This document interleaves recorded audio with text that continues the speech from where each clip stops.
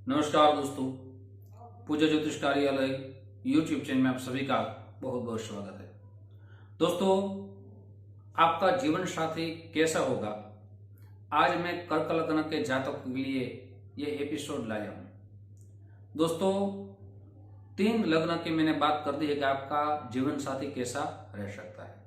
मेष, वृषभ और मिथुन। आज कर्क लग्न के लिए आपका जीवन साथी कैसा रह सकता है, उसका स्वभाव कैसा है, उसका चेहरा कैसा हो सकता है, साथ ही उसका हेल्थ कैसा रह सकता है, उसके शौक क्या हो सकते हैं, ये सारी बातें मैं आज आपके सामने रखने वाला हूं। दोस्तों, सबसे पहले लग्न किसको कहते हैं वो भी आप समझ लीजिए। जन्म कुंडली में प्रथम भाव में अगर जो अंक लिखा है उसको लग्न कहते हैं।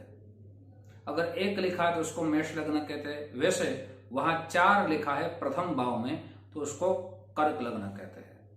दोस्तों, मैं जो सारी बातें रख रहा हूं वो लग्न के अनुसार है, यहां कोई राशि के अनुसार मैं बात नहीं कर रहा हूं। इसलिए आप अपनी कुंडली निकाले, देखें। और दोस्तों, जिसकी भी शादी हो गई है उसका जीवन साथी कैसा है, उसका अनुभव उसको हो गया है।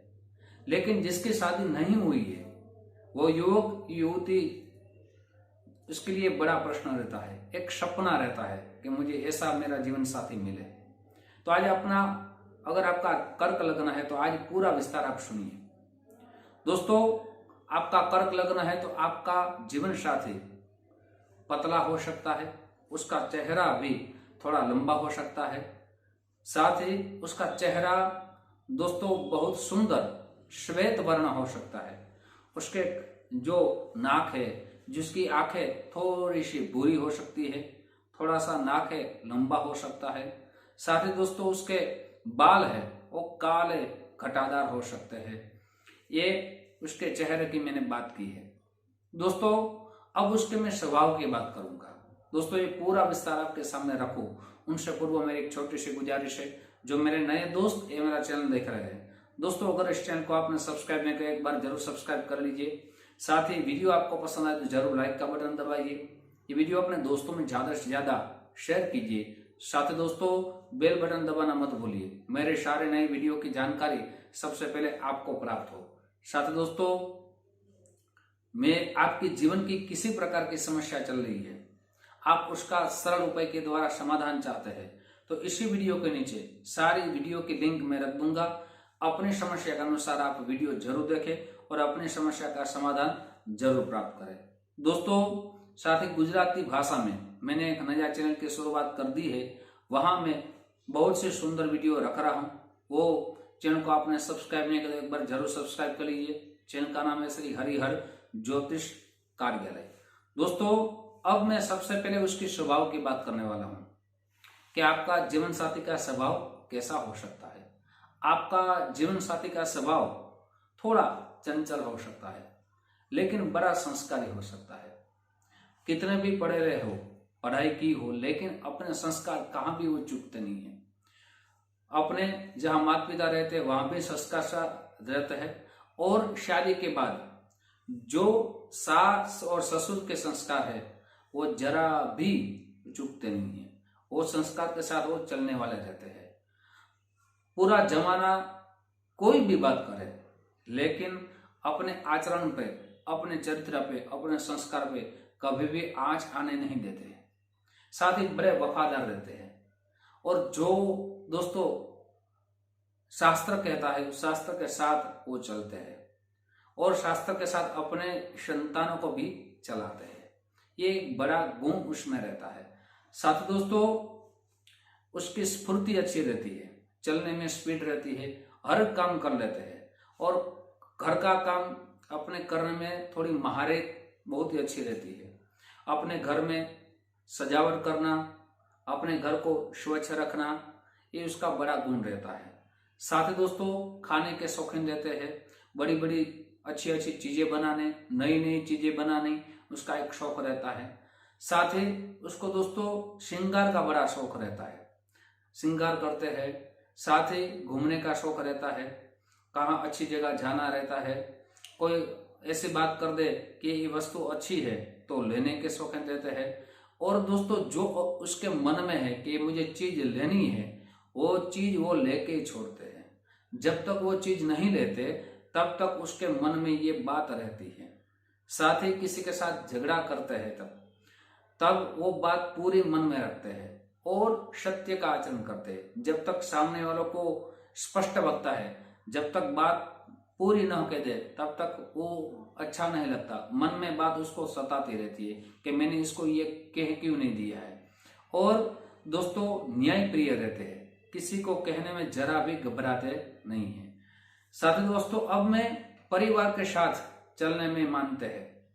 सास ससुर या परिवार बड़ा भी हो तो भी दोस्तों वो परिवार को साथ चलने में मानते हैं, परिवार की सेवा करते हैं, परिवार के साथ वो प्रेम बहुत रखते हैं। परिवार के साथ कभी भी ऐसा झगड़ा हो तो वो मानते नहीं और सारे परिवार को साथ लेने में मानते हैं। इसका एक स्वभाव है दोस्तों। लेकिन जो हठ ले लेते हैं, जो जिद ले लेते हैं, वो जिद जब तक उसकी पूरी ना हो तब तक वो बात छोड़ते नहीं है। एक उसका ये वीक पॉइंट है। साथ ही दोस्तों छोटी छोटी बात पे भावनात्मक क्रिया बहुत करते हैं, छोटी छोटी बात पे बहुत ध्यान देते हैं। साथ ही किसी के ऊपर उसको ज्यादातर दया आ जाती है। भगवान को पूरी तरह श्रद्धा से भक्ति करते हैं और अच्छा किताबें पढ़ना भी उसका एक शौक रहता है। किसी की सेवा करना वो भी इसका एक शौक रहता है। दोस्तों अब मैं हेल्थ की बात करूं तो हेल्थ के लिए थोड़ा उसको सावधानी बरतनी चाहिए। जैसे हेल्थ के लिए उसको ठंडा खाने में, पीने में, ये सारी चीजें से उसको बचना चाहिए, क्योंकि दोस्तों उसको सर्दी खांसी ये रोग परेशान करते हैं। साथ ही दोस्तों शरीर में ज्यादातर जकड़न करना, ये हाथ पैर में ज्यादा जकड़न करना, ये उसकी एक कमजोरी रहती है, उसको परेशान कर सकती है। साथ ही रात में दोस्तों उसको कभी कभी सोने में नींद की कमी रहती है, पूरी नींद नहीं कर पाते हैं। और नींद के जो पूरी नींद नहीं करते उसके साथ ही उसका दिमाग भी कभी कभी ऐसा हो जाता है कि वो सोचने में ज्यादा ध्यान देते हैं और उसकी सिर की दर्द की परेशानी भी बढ़ जाती है। दोस्तों पूरा सोना चाहिए, साथ ही सात्विक भोजन करना चाहिए। ये दोस्तों पूरी सावधानी आप बरतेंगे। साथ ही दोस्तों वो जिद ले लेंगे कोई भी चीज की कि ये मुझे चाहिए ही चाहिए, तब उसको प्यार से समझाना चाहिए। अगर आप उसके साथ झगड़ा करेंगे तब ये बात आगे बढ़ेगी और बात आगे बढ़ेगी तो जीवन में तनाव आ जाएगा। साथ ही दोनों को बहुत ही पछतावा रह सकता है। इसलिए कोई भी बात हो तो उसको प्यार से समझाना चाहिए। साथ ही दोस्तों उसको सुख सुविधा चाहिए, वो कोई बात चलाते नहीं है। कहाँ भी जाइए तो उसकी सुख सुविधा जो चाहिए वो चाहिए, उसमें किसी प्रकार की चलाते नहीं है। ये इसका शौक रहता है। दोस्तों अब मैं पढ़ाई की बात करूं, पढ़ाई में किस प्रकार का शौक रहता है, तो पढ़ाई में दोस्तों उसको रेलवे लाइन माने स्टील, सीमेंट, कॉन्ट्रैक्टर का बिजनेस में उसको ज्यादातर सफलता मिल सकती है। साथ ही दोस्तों मैंने कमजोरी की भी बात आपके सामने रखी है, लेकिन दोस्तों और एक मैं बात कहना चाहता हूं कि आप कभी भी आपकी जो कमजोरी है कि जो बात आप ज्यादा दिल में लेते हैं वो ज्यादा दिल में मत लें और साथ सबके साथ अपनी बात शेयर करें। आप अपनी बात शेयर करेंगे तो आप दिल में कोई बात नहीं रखेंगे तो आपको सिर दर्द नहीं होगा, आपके जीवन में तनाव नहीं रहेगा, आप पूरी नींद कर पाएंगे और आप अपने जीवन में आनंद प्राप्त कर पाएंगे। दोस्तों इस बात को आप ज्यादा ध्यान दें। साथ ही दोस्तों छोटी छोटी बीमारी पे आप बहुत दवाई लेंगे, वो ज्यादा दवाई लेंगे तो भी आपको कठिनाई आ सकती है। इसलिए दवाई लेनी चाहिए, लेकिन छोटी सी सर्दी हो जाए तो भी आप डॉक्टर के पास ज्यादा जाते हैं। ऐसी छोटी छोटी बातों पे हमें नहीं जाना चाहिए, थोड़ी सावधानी बरतेंगे तब आपका अच्छा हो सकता है। दोस्तों आज मैंने कर्क लग्न के जातक कैसे हो सकते हैं, आपका जीवन साथी कैसा हो सकता है, उसके बारे में पूरी चर्चा की है।